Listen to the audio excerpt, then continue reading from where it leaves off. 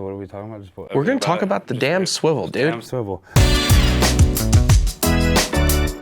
Okay, so the HH3 is a very versatile scissor.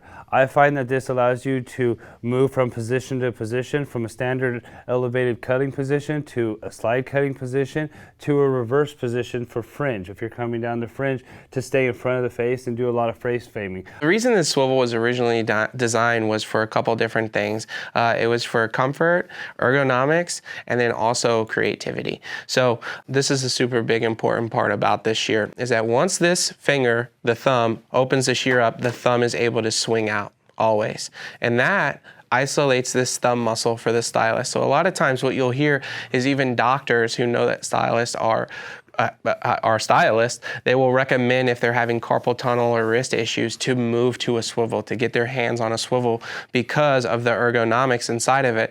Just like what Daniel was saying, it allows them always, no matter what they're doing, to keep the wrist straight. The wrist never has to move wherever they turn this shear, which is super, super important for a lot of them.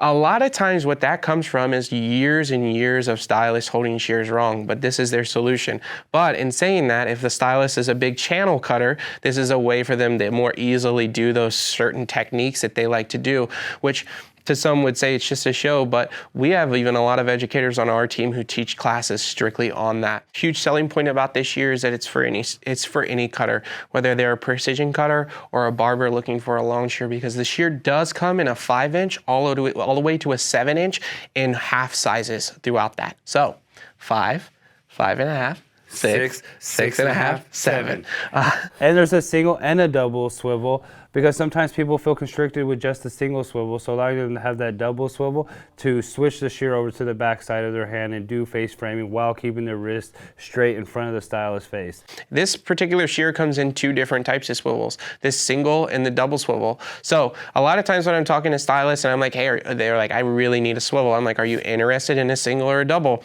They automatically assume that a single is going to mean just the thumb moves, and that the double is going to mean the thumb and the ring finger moves. That is 100% not true. That would be the craziest shear ever invented. So what a single swivel shear is when you have just this motion that moves freely with the swivel piece.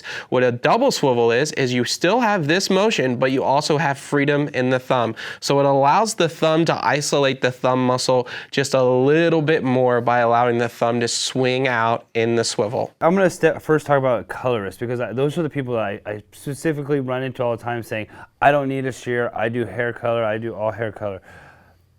When you do hair color, you also have to know how to expose your colors, definition, getting those second and third dimension colors. I often say the best hair color you can give is with a shear, and this is one of those shears that you can do that with. It allows you to be able to pull the hair up and go from the backside and channel cut and expose the undertones, your dark undertones, getting in there and channel cutting. Like, what I mean by channel cutting is cutting shapes into hair. After you've gone through your haircut, your shear, when you have a straight barred shear, you're moving this way, you're doing a lot of funky situations with your wrist, but you can actually pull the section, come in there and carve using that thumb to carve out shapes. I find barbers, I do find a lot of barbers love the swivel. Do you? The nice thing about the swivel for barbers is, number one, it does come in those longer lengths. This shear is designed for a precision cutter who uses like a really small shear, because it starts at a 5 and goes all the way to a 7 and broken up in half sizes. But the movement of the shear is just so easy and fluid, which is really, really nice for barbers for scissor over combing,